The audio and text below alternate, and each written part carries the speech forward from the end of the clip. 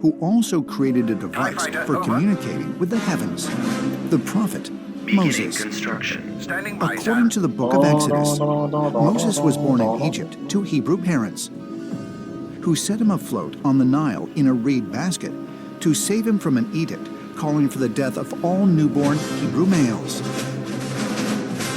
Found by the Pharaoh's daughter, he was raised in the Egyptian court and educated in Heliopolis.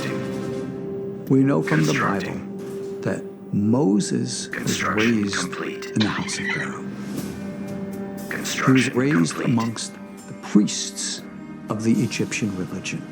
They had knowledge of the ancient wisdoms and the ancient technologies. Moses learned many of these things from them. So years later, when God speaks to Moses and commands Moses to bring the children of Israel out of Egypt, Moses brought with him many of these secrets. In the book of Exodus, Moses frees the Israelites from enslavement and leads them out of Egypt. The Israelites were taken out into the wilderness of Sinai, and they came to Mount Sinai itself, and Moses went up the top of the mountain and he saw Yahweh in the form of an incredibly bright light. And during this time, God gives him the Ten Commandments. But what he also does is give him the instructions on how to make the Ark of the Covenant. The Ark of the Covenant is described in the Bible as the sacred wooden box that would hold the Ten Commandments. It was also set to enable direct communication with God. Is it possible that Moses' education in Egypt influenced the construction of the Ark of the Covenant, a sacred vessel believed to be a communication device and possessing the same powers attributed to the obelisks? Curiously, within the ancient Egyptian temple of Seti in Abydos, there is a mural that depicts an object which, to some researchers, looks strikingly similar to the Ark of the Covenant, the so-called Osiris device. At the Temple of Seti at Abydos is a depiction of a very technological-looking apparatus. That is the Osiris device. Now, when we look at the platform upon which the pillar portion of the Osiris device rests, that platform looks exactly like depictions of the biblical Ark of the Covenant. This is no coincidence. This is the continuity of tradition. Now, if this is a real communications device, I'm sure it honestly must have worked with some form of technology. According to some researchers, not only was the Ark of the Covenant based on technology that Moses learned about in Heliopolis, but the fact that it was described as a communication device points to a connection with the obelisks. Space station under attack.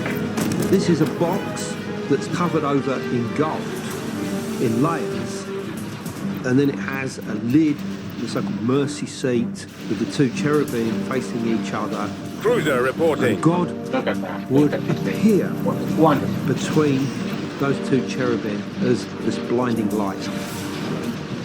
We have elements here in connection with the obelisk. They too would seem to have had Navigating to coordinates at their apexes. And we also know that the pyramids had capstones made of gold.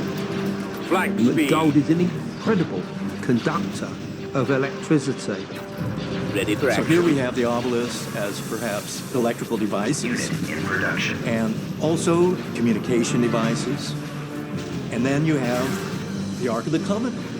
And they seem to have the same function. And you have to ask yourself, could it be the same technology coming from the Egyptian gods? I have this now. Was the Ark of the Covenant Cruiser a reporting. portable version of an obelisk, an energetic device that provided a direct communication link to otherworldly beings? Coming about. Ancient astronaut theorists say yes, and suggest that further evidence can be found in a place where tradition holds that the Ark of the Covenant has remained hidden for centuries. A place that also happens to be home to the largest collection of obelisks on Earth. Our shields are down. Aksum, The shields aren't Ethiopia. holding. This They've ancient destroyed city our ion was cannon. once the heart of the kingdom of Aksum, a powerful empire that thrived for nearly 900 years, starting in the 1st century AD. It is also home to more than a dozen ancient obelisks. What's curious about Aksum is the large number of obelisks that are there. It's a city of obelisks. It's practically a forest of obelisks. There, the obelisks are a whole Cruiser different reporting. thing. These aren't just perfectly smooth. Destination These have got confirmed. almost like windows going up in level. One of them even has like a doorway Cruiser reporting. with a small handle. Holding fire for maximum effect. The obelisks of Aksum were not topped with a pyramidion or carved from the Aswan quarry like those in Egypt, but they were equally as massive and were each made from a single We've stone. lost our turbo The laser. largest obelisk that we know that was ever erected was not erected in Egypt, but in Aksum. There were over 100 obelisks at one Station time. ready. And the ion biggest cannons are is a inoperable. huge obelisk that weighed well over 1,000 tons. It's nice. But why did the Very people of good work. Aksum Look make at so that. many obelisks? Wonderful. Could they have learned the secrets of the ancient Egyptians? According to some researchers, these obelisks may have been erected to indicate that Aksum has a profound connection to the heavens, try phones, a connection advanced. that may combine two ancient technologies, the obelisks and the Ark of the Covenant. The Ark of the Covenant, the great mystery. Where is it? The Bible, of course, has its own traditions and teachings on this. But out of the Well, for a Ethiopian 16-year-old, culture, we have an nearly alternate 20-year-old teaching, game an that's alternate born lesson mother well. about where is the Ark. They believe that the Ark of the Covenant is there residing with them. The mystery of what happened to the Ark of the Covenant began in 587 BC, when the Babylonians conquered Jerusalem and looted Solomon's temple, where the Ark had been housed for 350 years.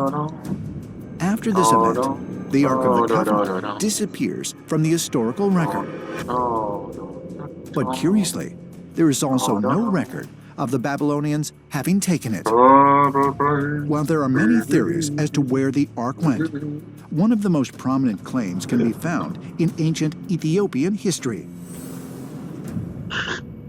One version of the fate of the Ark of the Covenant is contained within an Ethiopian holy book known as the Kebra Nagast. It's a story involving